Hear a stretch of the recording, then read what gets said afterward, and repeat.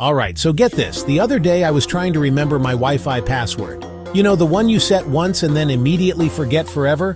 It's usually something super complicated like password 123, but with a capital P and an exclamation point.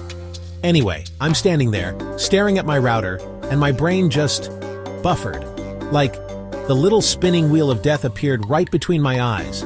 I swear I could hear the dial-up modem sound from 1998. It was a full-on brain fog moment.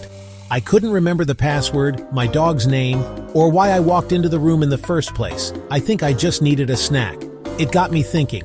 My brain felt like it was running on low battery. Not just tired, but slow. Like it was trying to download an update on a really bad connection. I'd walk into a conversation, have a great point to make, and by the time it was my turn to talk, the thought had packed its bags and moved to Florida. It was frustrating. I wanted that quick, snappy, on-your-toes feeling back. I wanted to be a mind superhero, you know? Like someone who could remember names at a party and do long division in their head.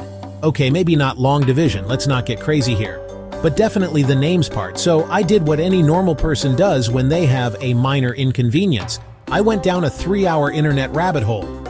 I typed in how to make brain go fast, which is peak scientific research, by the way, and I stumbled upon this word, myelin. Myelin. Sounds like a fancy new brand of shampoo, right? Try new Myelin for shinier, bouncier thoughts. But it turns out, it's the coating around your brain's wiring. It's like the insulation on a cable. The thicker the myelin, the faster your brain signals travel. My brain? I think my wires were totally exposed. Sparks were flying, signals were getting crossed. That's when I decided to take matters into my own hands. I wasn't looking for some weird pill or anything intense. I just wanted to see if I could, naturally buff up my brain wiring. I set out on a 10-week no-meds-allowed journey to rebuild my myelin and reclaim my brain power. My goal was simple: go from where are my keys to I am the keymaster. It was time to turn my brain's dial-up connection into high-speed fiber optic. And folks, what happened next was, well, you're just not going to believe it. It involves a lot of fish, a surprising amount of sleep, and one very confused golden retriever. My journey began with week 1. The internet gurus told me that omega-3 fatty acids are like the construction workers for myelin. They build it up, make it strong. And where do you find omega-3s? Fish. Specifically, fish oil. So I marched to the health food store with the confidence of a man on a mission. I bought the biggest bottle of fish oil capsules I could find. They were huge. I mean, you could see them from space. They looked less like supplements and more like something you'd use to bait a shark. I was ready. This was it. Day 1 of becoming a genius. That night, I took my first capsule. I stared at it for a good 5 minutes, psyching myself up. It was like trying to swallow a small submarine. I finally got it down with a full gallon of water. Success! I went to bed feeling very proud, dreaming of solving complex equations and writing symphonies. The next morning, however, was a different story. I woke up and every time I burped, it tasted like I had just licked the floor of a seafood market. It was potent. I went to work, and I'm pretty sure my assistant thought I had a pet fish hiding in my desk. The fish burps, as they are affectionately known, were a real problem. I tried everything. I took the capsules with a huge meal. I froze them. I even tried taking them while standing on my head, thinking gravity might help. Nothing worked. My body was determined to remind me of my fishy decision every 10 minutes. My dog Gary was either very concerned or very interested. She kept sniffing my face with this confused look like, "Dad, did you eat my salmon-flavored treats again?" It was a low point in my quest for a super brain. I was one fishy burp away from quitting. But I didn't give up. I'm a fighter! And also, I had already bought the giant economy-sized bottle, and I'm not one to waste money. So I did more research. The answer was simple.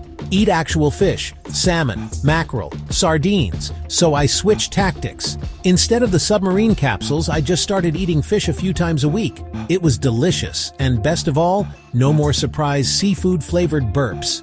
Week 1 taught me a valuable lesson. Sometimes the most direct path to brain health is also the tastiest. After surviving the fish oil incident, I moved on to week 2, sleep. This sounded amazing.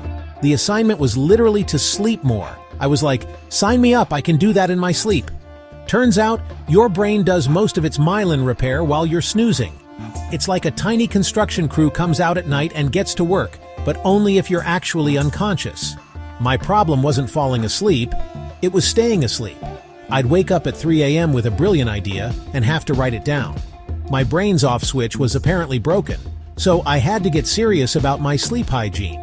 No more scrolling on my phone in bed watching videos of cats playing the piano until my eyes burned.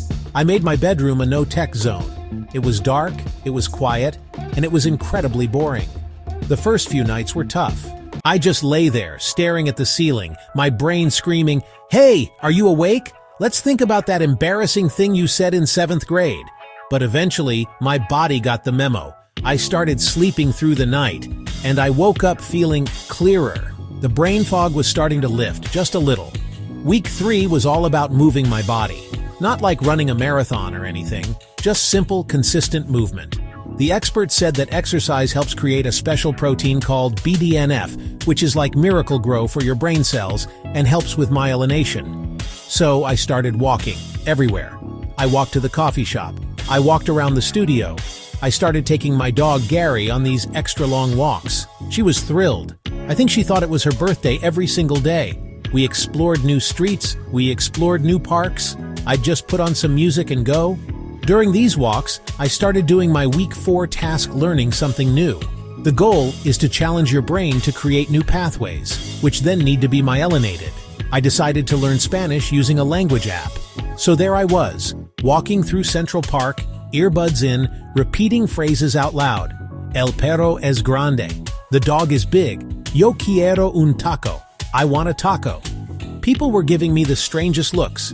This guy walking his dog, seemingly having a very serious conversation with himself about large dogs and tacos. But I didn't care. I was building my brain, one awkward Spanish phrase at a time. By week 5, I was feeling pretty good. I was sleeping better. I was walking more. I could confidently order a taco in Spanish. The next step was nutrition. Leafy greens, spinach, kale, all that good stuff. Apparently, they are packed with B vitamins, which are crucial for maintaining a healthy nervous system. So I declared it the Leafy Green Challenge. My mission: incorporate greens into every single meal. For a guy whose favorite food group is things you can dip in ranch, this was going to be a struggle. Okay, can we pause for a second? We're deep into this brain-building journey. I'm sharing all my secrets, my fish burps, my public Spanish lessons, my leafy meatloaf. I'm putting it all out there for you, and I can see you on the other side of the screen. You're intrigued. You're thinking, wow, this guy's a mess, but maybe he's onto something. And you know what? I am. This stuff is actually working. My brain feels less like a foggy swamp and more like a high-speed train. A very silly, easily distracted high-speed train, but a train nonetheless. So here's the deal. I need you to do me a tiny favor. See that like button down there? I need you to give it a little tap. A click. A smash. Do it for all the brain cells working overtime. Do it for my dog, Gary, who has been so patient with my sudden life changes. And while you're down there, hit that subscribe button too. Subscribing is like giving my brain a little high five. This little experiment showed me that you don't need anything drastic to feel better. You just need a little curiosity, a willingness to be silly, and maybe a good recipe for a Hulk smash smoothie. The brain is an amazing thing. And we're just getting started. There are so many other things I want to try. Dark chocolate, certain types of music, hanging upside down like a bat. Okay, maybe I made that one up. So stick around, because we are going to explore all of it. This 10-week journey was just the beginning. We're just getting started, and trust me, they get even wilder.